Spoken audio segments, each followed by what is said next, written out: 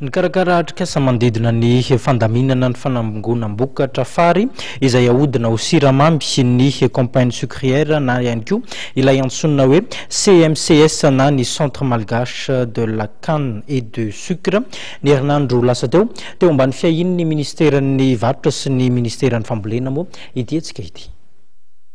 Natao indrindra mba ampiroborobo ny famokarana siramamy mba ho tombony ho an'ireo mpisehatra rehetra ao anatin'ny seha-piariana fary sy siramamy manomboka amin'ny mpamboly sy mpitatitra fary ka hatramin'ireo mpandraraha amin'ny resaka siramamy ny atrikasa nokarakarain'ny CMCS na ny Centre Malgache de la Canne et du Sucre ny herinandro lasa teo tany Ambilobe izay tena misy famokarana siramamy be indrindra eto amintsika.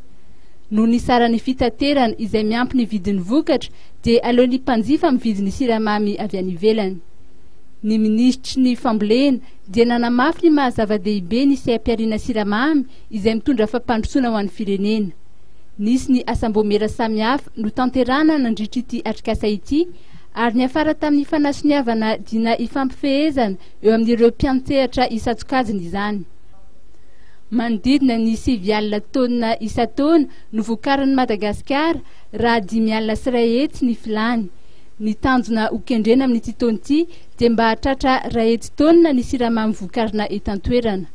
Manondrana siramamy any ivelany koa anefa isika manodidina ny 4 taona any raha ny fanamarihana izay noentin'ny ministry ny varotra. Madagasikara zany mamboka siramamy alalan'ilay orinasa misy eto an-toerana izao izay nafiakotrany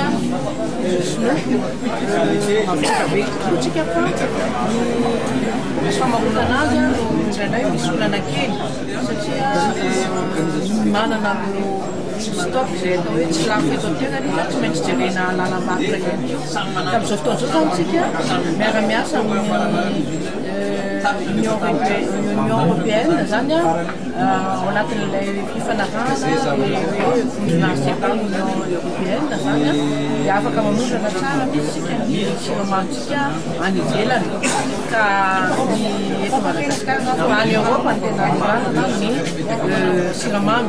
Amin'izao fotoana izao koa tsika miara-miasa amin'ireo faritra régional tahaka n'ireo firenena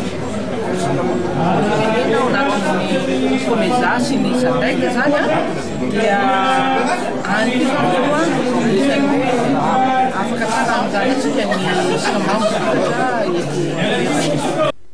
Nisy ihany koa moa ny herinandro lasa teo ny fitsidiana ireo orinasa mpanodina siramamy na ny usine de raffinerie. Marihana fa miisa 5 ny usine de raffinerie eto amintsika fa ny 3 ihany no mihodina amin'izao dia ny ao Morondava, ao Namaki ary ny ao Ambilobe.